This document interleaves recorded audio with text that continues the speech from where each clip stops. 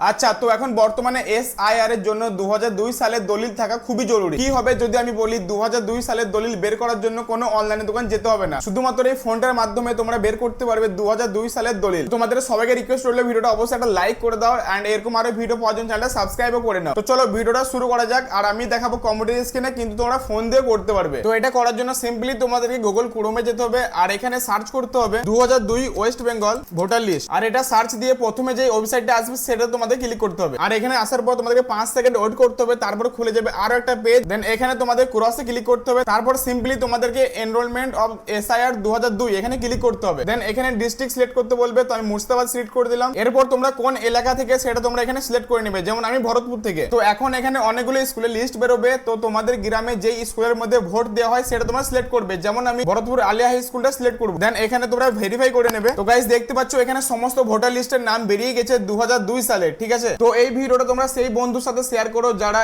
SIR এর 2002 সালের দলিল নিয়ে খুবই টেনশনে আছে।